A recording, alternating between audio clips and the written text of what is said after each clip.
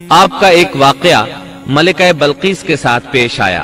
سورہ نمل آیت 20 تا 25 میں ہے۔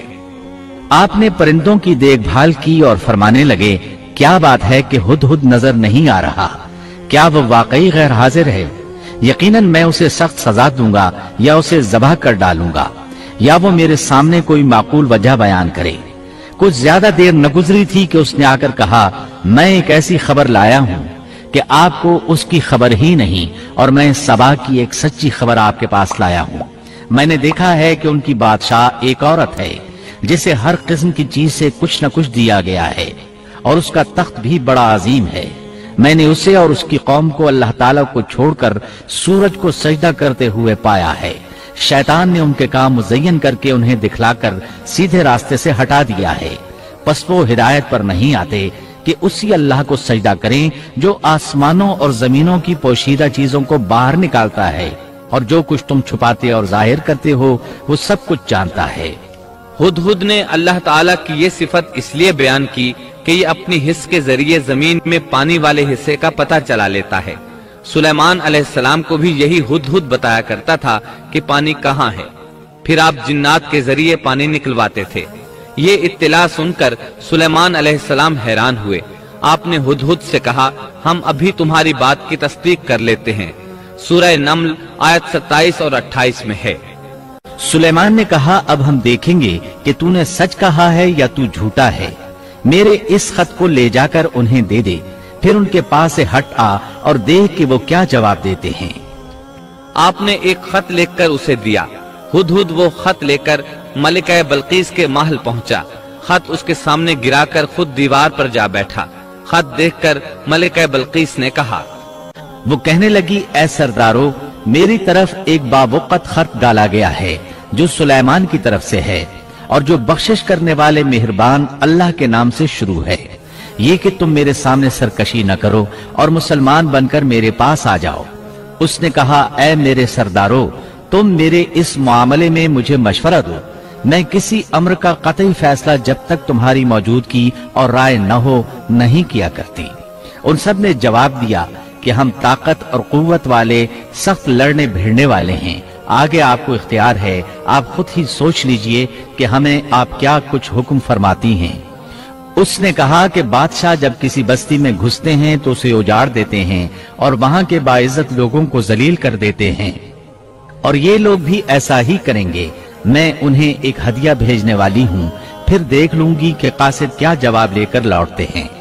ملکہ بلقیس یہ اندازہ کرنا چاہتی تھی کہ سلیمان علیہ السلام کس قسم کے بادشاہ ہیں، اور یہ کہ وہ ان کے خلاف لڑ سکیں گے یا نہیں۔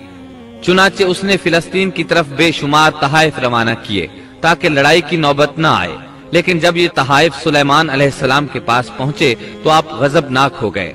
پس جب قاصد سلیمان کے پاس پہنچا تو آپ نے فرمایا، کیا تم مال سے مجھے مدد دینا چاہتے ہو؟ مجھے تو میرے رب نے اس سے بہت بہتر دے رکھا ہے جو اس نے تمہیں دیا ہے، پس تم ہی اپنے تحفے سے خوش رہو۔ جا ان کی طرف واپس لوٹ جا، ہم ان کے مقابلے پر وہ لشکر لائیں گے جن کے سامنے پڑنے کی ان میں طاقت نہیں، اور ہم انہیں ذلیل و پست کر کے وہاں سے نکال باہر کریں گے۔ قاصد ان کا جواب سن کر اور یہ صورتحال دیکھ کر دہشت زدہ ہو گئے۔ انہوں نے بلقیس کے پاس جا کر ساری حقیقت بیان کر دی۔ ملکہ بلقیس نے انہیں پیغام بھجوایا کہ ہم اسلام قبول کرنے کے لیے تیار ہیں۔ سلیمان علیہ السلام تک اس کا پیغام پہنچا تو آپ اپنے درباریوں کی طرف متوجہ ہوئے۔ آپ نے فرمایا، اے سردارو، تم میں سے کوئی ہے جو ان کے مسلمان ہو کر پہنچنے سے پہلے ہی اس کا تخت مجھے لا دے؟ ایک قوی ہیکل جن کہنے لگا، آپ اپنی مجلس سے اٹھیں، اس سے پہلے میں اسے آپ کے پاس لا دیتا ہوں۔ یقین مانیے کہ میں اس پر قادر ہوں اور ہوں بھی امانت دار۔ جس کے پاس کتاب کا علم تھا وہ بول اٹھا کہ آپ پلک جھپکائیں، اس سے بھی پہلے میں اسے آپ کے پاس پہنچا سکتا ہوں۔ جب آپ نے اسے اپنے پاس موجود پایا تو فرمانے لگے، یہی میرے رب کا فضل ہے تاکہ وہ مجھے آزمائے کہ میں شکر گزاری کرتا ہوں یا ناشکری۔ شکر گزار اپنے ہی نفع کے لیے شکر گزاری کرتا ہے، اور جو ناشکری کرے تو میرا پروردگار بے پرواہ اور کرم کرنے والا ہے۔ حکم دیا کہ اس کے تخت کی صورت بدل دو تاکہ معلوم ہو جائے کہ یہ راہ پا لیتی ہے یا ان میں سے ہوتی ہے جو راہ نہیں پاتے۔ तख्त लाने वाले आदमी के मुतालिक जो ये आया है कि उसके पास किताब का इल्म था, तो मुफस्सिरीन का इसके बारे में इख्तिलाफ है कि वो कौन था। कुरान करीम के अल्फाज से जो मालूम होता है वो इतना ही है कि वो कोई इंसान ही था जिसके पास किताब इलाही का इल्म था। अल्लाह ताला ने करामत और एजाज के तौर पर उसे ये कुदरत दे रखी थी कि पलक झपकते वो तख्त ले आया। फिर सुलेमान अलैहिस्सलाम ने तख्त में तब्दीली का हुक्म दिया। तख्त में तब्दीली का हुक्म सुनकर उसमें से हीरे जवाहर निकाल दिए गए और दूसरी जगहों पर लगा दिए गए। सूरह नम्ल आयत 42 और 43 में है। फिर जब वो आ गई तो उससे कहा गया कि ऐसा ही तेरा भी तख्त है। उसने जवाब दिया कि ये गोया वही है, हमें इससे पहले ही इल्म दे दिया गया था और हम मुसलमान थे। उससे उन्होंने रोक रखा था कि जिनकी वो अल्लाह को छोड़कर परस्तिश करती रही थी, यकीनन वो काफिर लोगों में से थी। अब सुलेमान अलैहिस्सलाम की मलका बल्कीस से गुफ्तगू शुरू हुई। फिर वो उसे तख्त के पास ले आए। उससे पूछा, क्या तेरा तख्त भी इसी तरह का है? उसने बहुत अच्छा और फसाहत से भरपूर जवाब दिया। उसने ना तो ये कहा कि हाँ, क्योंकि वो तो अपना तख्त पीछे सबा के इलाके में छोड़ आई थी, यहाँ कैसे आ सकता था। न उसने ये कहा कि ना, क्योंकि ये वही महसूस हो रहा था।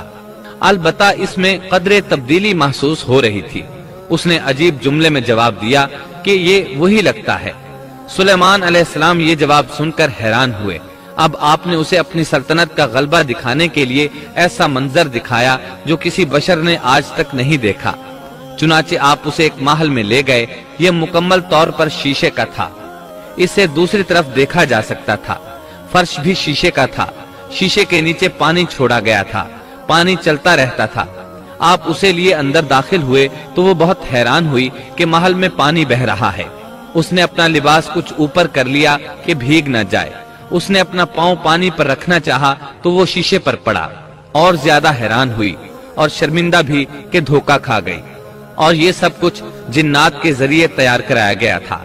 सूरह नम्ल आयत 44 में अल्लाह ताला फरमाते हैं, उससे कहा गया कि महल में चली चलो, जिसे देखकर ये समझकर कि ये हौज है, उसने अपनी पिंडलियां खोल दी। सुलेमान ने कहा, ये ऐसा महल है जिसमें नीचे भी शीशे जड़े हुए हैं। कहने लगी, मेरे परवरदिगार, मैंने अपनी जान पर जुल्म किया। अब मैं सुलेमान के साथ अल्लाह रब्बुल आलमीन की मुती और फरमाबरदार बनती हूँ।